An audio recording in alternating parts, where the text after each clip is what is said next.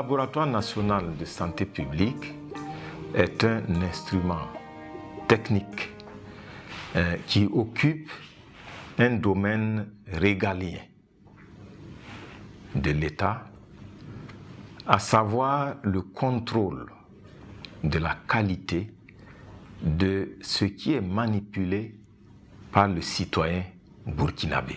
Il a été créé en 1999. La finalité de ces activités, c'est de veiller à détecter les risques pour la santé du citoyen burkinabé, pour la santé du contribuable, en contrôlant systématiquement un certain nombre de produits qui est manipulé par le citoyen burkinabé. Vous voyez que le RNSP est un maillon essentiel dans le cadre de la collecte des informations sur la qualité, par exemple, des denrées alimentaires.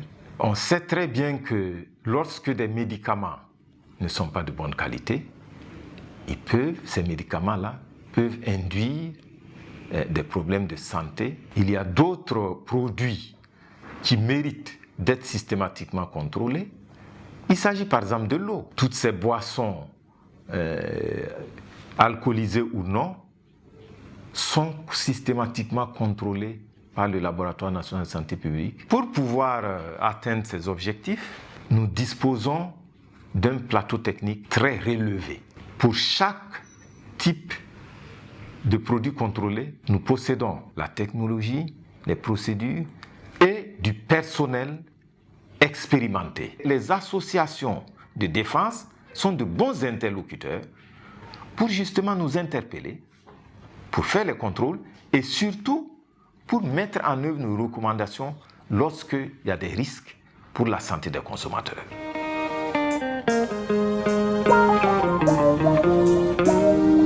La direction de la coordination technique et du management de la qualité du Laboratoire national de santé publique s'occupe de tout ce qui est activité transversale de coordination et également de management de la qualité. Selon les normes 17025, qui sont en réalité des normes pour les exigences générales en matière de compétences des laboratoires d'étalonnage et d'essai, et également la norme 1589 qui cette fois-ci concerne les activités de biologie médicale. Elle s'occupe également de coordonner, de superviser et de contrôler les activités de prélèvement des échantillons soumis au contrôle. Également, sur délégation du directeur général, cette direction assure la coordination technique de toutes les activités d'analyse et de contrôle de qualité menées au sein du Laboratoire national de santé publique et délivre également les certificats de qualité sanitaire. Elle dispense des formations selon ses domaines de compétences. La direction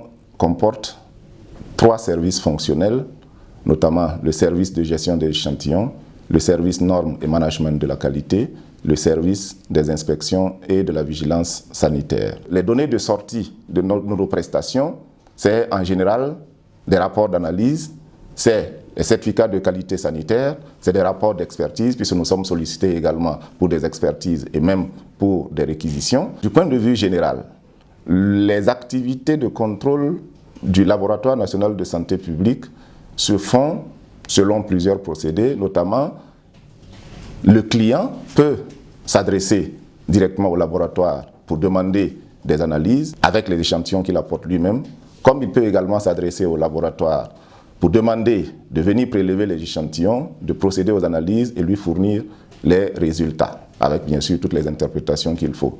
Il y a également les situations où le laboratoire établit des protocoles d'accord avec les clients, surtout, c'est conformément à la réglementation, dans le cadre des productions locales, pour que, effectivement, des activités de prélèvement et d'analyse réguliers puissent se faire afin de satisfaire à la qualité du produit pour pouvoir protéger la santé du consommateur et même veiller à la correction systématique de non-conformité au cas où ces non-conformités seraient décelées. Il y a aussi, dans le cadre de la surveillance sanitaire, ce que nous appelons des contrôles systématiques qui sont inopinés, que le laboratoire se donne le droit et le devoir d'exécuter sur le terrain pour pouvoir également veiller à ce que, en tout cas, les activités qui se mènent mettent sur le marché des produits de bonne qualité sanitaire pour les consommateurs. Tous les produits dont le contrôle relève des prérogatives du Laboratoire national de santé publique à l'importation sont contrôlés selon donc une procédure qui est bien connue, et les résultats, les données de sortie ici seront tout simplement un certificat de qualité sanitaire qui concourt à la mise à la consommation du produit au cas où bien sûr le dit produit est conforme. Les officiers de police judiciaire ou en tout cas le parquet peuvent nous saisir et nous demander de faire des contrôles afin de statuer sur la qualité de tel ou tel produit pour pouvoir permettre à une enquête donc de suivre son cours.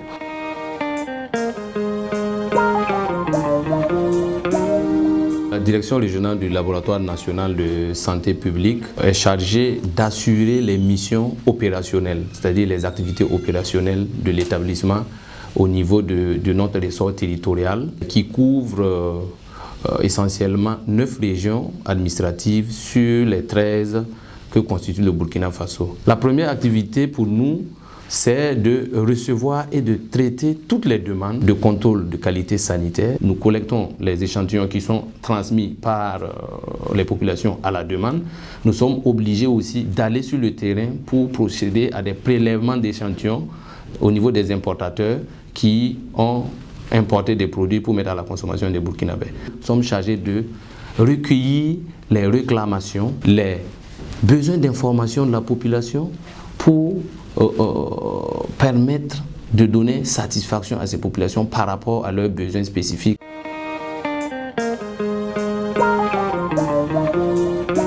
La direction régionale du Laboratoire national de santé publique de Bobo-Dioulasso est une des structures déconcentrées du Laboratoire national de santé publique dont le siège se trouve à Ouagadougou. Elle organise des activités de contrôle de qualité de l'eau de la ville de Bobo-Dioulasso, d'autres villes et localités où un prélèvement est effectué au niveau des bonnes fontaines et des réservoirs d'eau. Elle organise des activités de contrôle. Ces contrôles concernent principalement des unités de production d'eau préemballées, c'est-à-dire les eaux conditionnées en sachet et en bidon. Elle organise également l'échantillonnage et le contrôle de qualité des produits à l'importation, c'est-à-dire les produits sous douane et des produits à la demande des clients. Au niveau de notre site sur le port sec, les produits sous douane font l'objet d'un certificat de contrôle provisoire de qualité qui permet aux clients de poursuivre les formalités au niveau de la douane en attendant les résultats du contrôle de qualité de son produit. Nous procédons également à des prélèvements et à l'échantillonnage des produits sous douane au niveau du site même.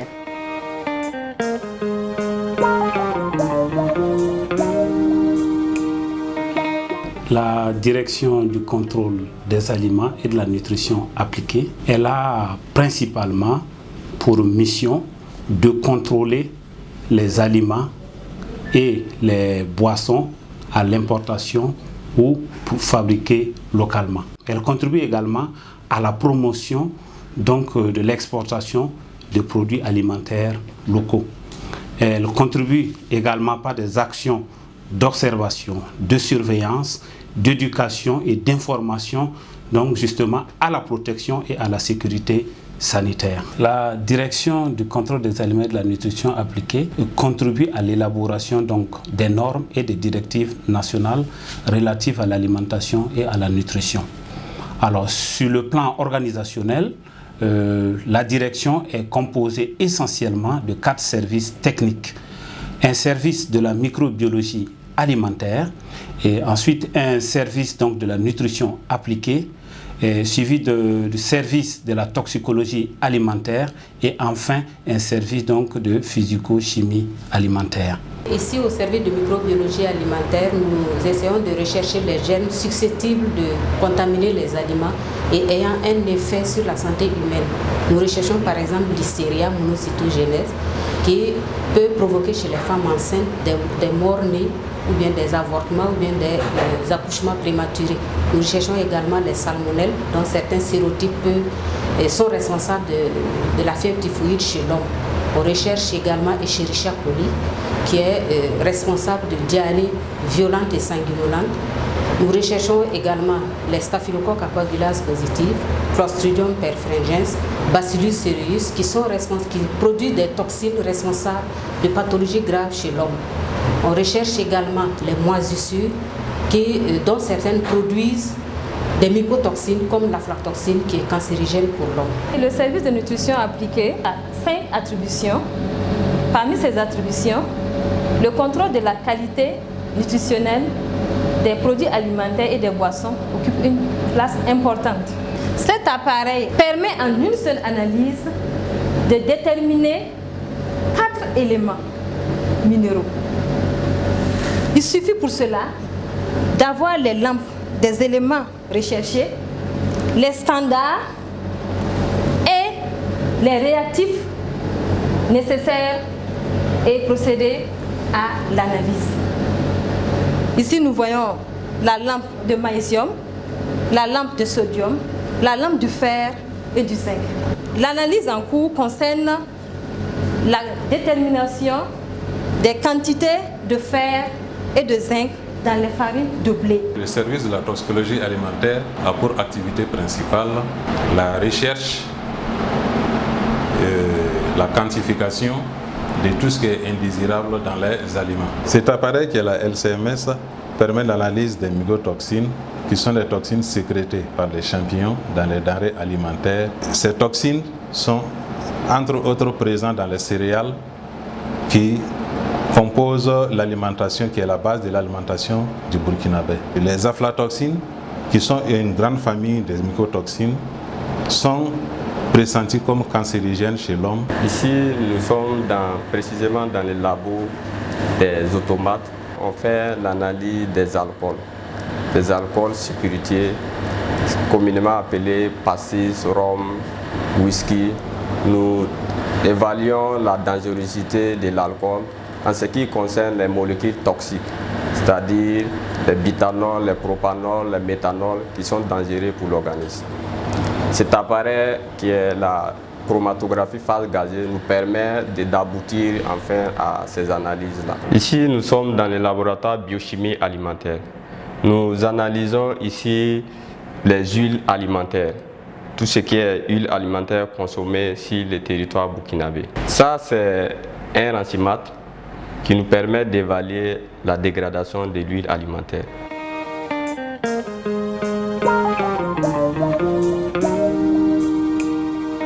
Je suis le directeur du contrôle de qualité des médicaments et des produits non alimentaires, donc une des directions techniques du Laboratoire national de santé publique, chargée notamment de la surveillance de la qualité des médicaments qui sont commercialisés sur le territoire national. Et cette surveillance se fait notamment par le contrôle qualité, mais aussi l'expertise sur la qualité des médicaments. Donc pour le contrôle, nous utilisons 3 services, notamment pour la qualité pharmaceutique, nous avons le service de physico-chimie, le service de pharmacotechnie, mais aussi le contrôle concerne la sécurité d'emploi même du médicament, et notamment à travers le service de microbiologie. Et tous ces 3 services sont notamment coordonnés par un bureau d'enregistrement qui se charge de centraliser tous les échantillons et de les répartir au niveau des services pour les différents contrôles. Pour le contrôle des médicaments, nous utilisons des appareils, des méthodes et des standards internationaux. Ce que vous avez à l'arrière-plan, c'est une formation que nous avons avec la pharmacopée américaine pour la détection rapide des produits de contrefaçon. Le service physico-chimie consiste à l'analyse des médicaments et au contrôle des cosmétiques. Si on prend les cas de cosmétiques, pour le pH, on vérifie voir s'il n'est pas corrosif pour la peau, donc il y a un taux limité. Et on fait aussi la recherche d'hydroquinone qui est responsable de la dépigmentation de la peau. Et si le taux est élevé, supérieur à 2%, c'est trop corrosif pour la peau et ça entraîne des maladies de la peau, comme par exemple le cancer de la peau. Nous sommes là au service de pharmacotechnie, donc un service toujours dans la continuité des essais sur les médicaments. Donc après avoir déterminé que c'est le bon médicament au bon dosage, ici on essaie de simuler les conditions in vivo du médicament, les conditions du médicament dans l'organisme, notamment en faisant des prélèvements à différents temps pour voir comment le médicament va se libérer dans l'organisme. Et cet appareil qu'on appelle le dissolutest pour faire le test de dissolution est également utilisé dans le cadre des produits génériques pour démontrer qu'un générique est thérapeutiquement équivalent à sa spécialité de référence, notamment avec des études de dissolution comparée où on va comparer les profils de libération qui simulent le comportement de médicaments dans l'organisme et voir est-ce que les deux médicaments se libèrent à des profils similaires au niveau de l'organisme. Le service de microbiologie fait essentiellement deux grands groupes d'analyse. Il y a les essais d'activité et les essais de sécurité. Les essais de sécurité consistent à voir si dans le médicament, il n'y a pas de germes qui sont contaminés et qui peuvent infecter le patient qui aura pris le médicament. Aussi, dans les essais de sécurité, on recherche les endotoxines qui sont les traces laissées par les germains morts qui peuvent avoir des influences sur la santé du patient. L'autre grand groupe de tests, c'est les tests d'activité. On prend par exemple les antiseptiques, les désinfectants. Il s'agit de voir si le fabricant qui dit que son produit agit sur tel germe, nous, notre travail consiste à vérifier si réellement le produit agit sur le germe indiqué. Nous sommes précisément au niveau du service de galénique, mais nous sommes dans la salle de contrôle des préservatifs et des gants. Et dans cette salle, nous avons différents appareils. Nous avons l'appareil pour le test de l'étanchéité, des préservatifs et des gants. Et nous avons aussi un appareil pour le vieillissement des préservatifs. On a aussi un autre appareil qui est l'appareil de l'éclatement des préservatifs et aussi des gants. On a un autre appareil, l'appareil de l'élongation, pour voir l'élasticité du préservatif. Là, nous avons un dernier appareil qui est l'appareil de porosité. On met une certaine quantité d'eau et on voit, comment on appelle, c'est surtout un aspect visible d'abord, pour voir si on a des perforations ou pas. Mon service est chargé de réceptionner tous les échantillons qui arrivent pour contrôle à la direction du contrôle des médicaments. Dès qu'on fait la réception, on fait le dispatching entre les différents services de la DCM. Après le dispatching, le bureau d'enregistrement fait l'inspection visuelle des comprimés et puis l'étiquetage. Et après ça, on récupère tous les résultats des différents services qu'on compile. On envoie au secrétariat pour la sortie du certificat d'analyse. Les échantillons restants sont conservés ici à une température indiquée par le fabricant.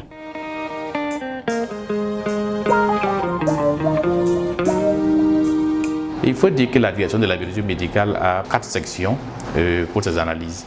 Donc nous avons la section de la bactériologie-virologie et dans cette section, nous recevons des produits pathologiques pour faire les analyses telles que ECBU, la coproculture, et les prélèvements vaginaux. Nous travaillons dans le cadre de la surveillance aussi des méningites bactériennes et la surveillance des rotavirus. Nous avons l'autre service qui est la parasitologie où nous recevons des produits pathologiques pour faire les KOP et la goutte de peste. Nous avons deux autres services, le service biochimie qui c'est vraiment les analyses des paramètres sanguins tels que la glycémie, la créatinine et enfin le service d'hématologie où à ce niveau, c'est la numération formule sanguine et aussi c'est un élément tel que la coagulation. Le Burkinabé peut se déplacer au laboratoire de santé publique pour bénéficier comme un laboratoire d'hôpital. Mais en plus de cela aussi, nous partons vers certaines assurances ou bien nous collaborons avec certains services dans le cadre de la visite médicale des travailleurs. Nous contribuons à la surveillance des maladies avec le ministère de la Santé. Vous savez, pour une épidémie et pour l'anticipation, il faut que les laboratoires puissent être capables de diagnostiquer. Donc en ce moment, nous ayons le rôle du bras technique du ministère de la Santé. Enfin, nous contribuons aussi à la formation du personnel. À ce cadre, nous recevons des pharmaciens pour les formations de fin de cycle, des techniciens supérieurs, des biologistes. Pour arriver à bien mener cette mission, il faut dire que la direction a un système d'assurance qualité très performant pour le contrôle de nos activités. Et déjà, au niveau de la salle de prélèvement, nous avons un bon système d'accueil. Et ensuite, nous avons, en termes de ressources humaines, des compétences qualifiés et aussi nous avons un plateau technique bien fourni qui avons des équipements de dernière génération en termes de biologie médicale. Nous sommes dans les laboratoires de biologie moléculaire où nous sommes le laboratoire national de référence pour les gastro-entérite-rotavirus. Et récemment, l'OMS a bien voulu nous concéder, en tout cas nous attribuer la référence sous-régionale pour ces questions.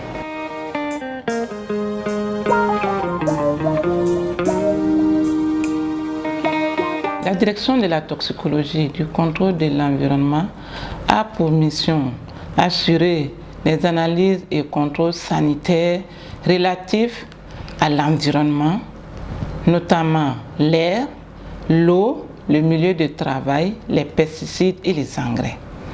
Elle a également pour mission les analyses et expertises toxicologiques, le suivi dosimétrique des travailleurs exposés au rayonnement ionisant, contrôler les produits du tabac et enfin de contribuer à la lutte contre les drogues et tabac et aux études d'impact environnemental, notamment lors de l'ouverture des unités de production d'eau et de traitement des déchets environnementaux. La direction est organisée en 5 services techniques, à savoir le service du contrôle de l'environnement et de l'hygiène publique, qui s'occupe de l'analyse sanitaire des eaux.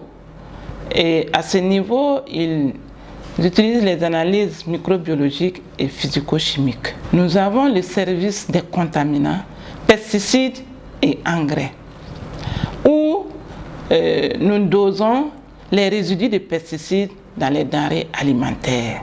Au niveau de ce service, nous analysons également la qualité de la formulation des pesticides et pour vérifier que les pesticides qui sont utilisés par les cultivateurs dans les champs ont une composition conforme à celle déclarée par le fabricant et que ces pesticides ne contiennent pas des molécules qui sont interdites sur le territoire national.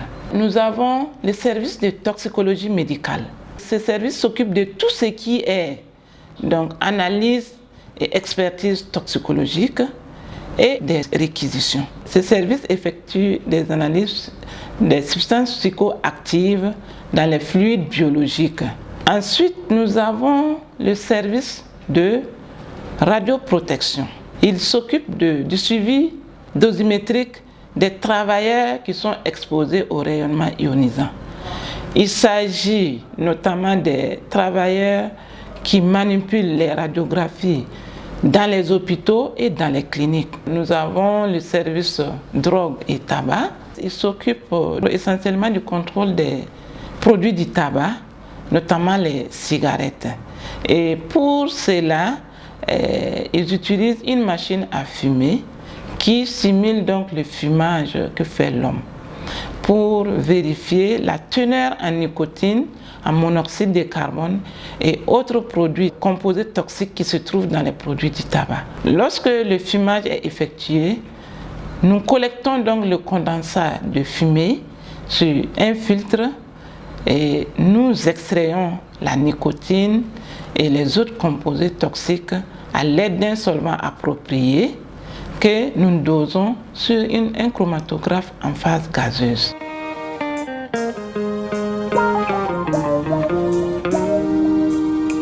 Nous avons 2 grands défis. Le premier, c'est l'accréditation de nos méthodes de contrôle.